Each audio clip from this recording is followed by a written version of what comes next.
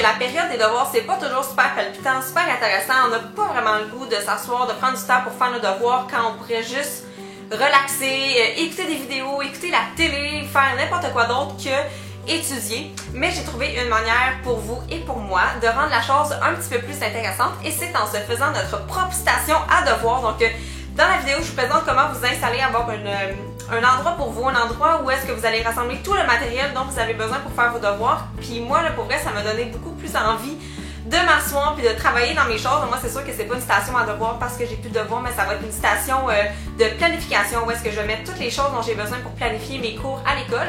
Donc, si ça vous intéresse, je vous invite à rester à l'écoute. Voici le matériel dont vous allez avoir besoin. Donc, premièrement, un porte-crayon que moi, j'ai préalablement peinturé, un porte-document.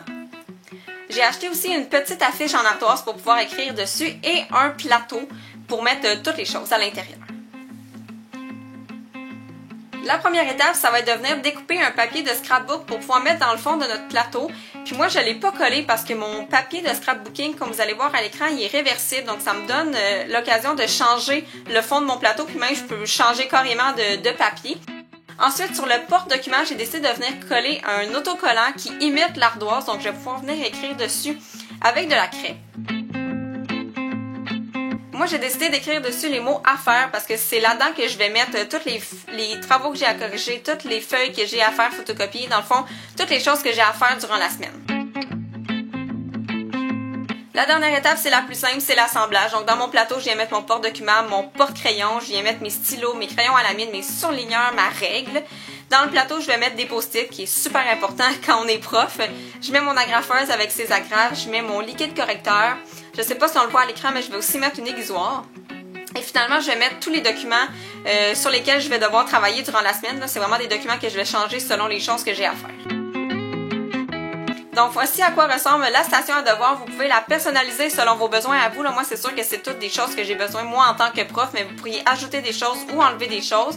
Vous pourriez aussi utiliser d'autres matériaux complètement pour fabriquer votre station à devoir. Là, moi, j'ai pris ça parce que je suis vraiment tombée en amour avec les objets que j'ai trouvés au Dollarama, là, mais je trouve ça super pratique, je trouve ça super cute, c'est mignon, c'est concis, tout le matériel est à la même place, il n'y a rien qui traîne, donc je vous incite vraiment à vous construire une station à devoir pour cette année.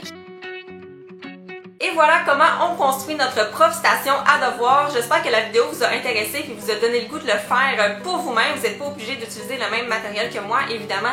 Vous pouvez y aller avec des assiettes, des verres, d'autres sortes de contenants. Moi, c'est juste que j'ai vraiment beaucoup aimé le style de ces objets-là en bois, dans le fond.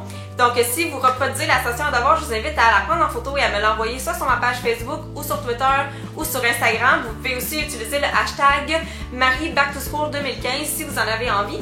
Puis, on se revoit dans une prochaine vidéo. Salut!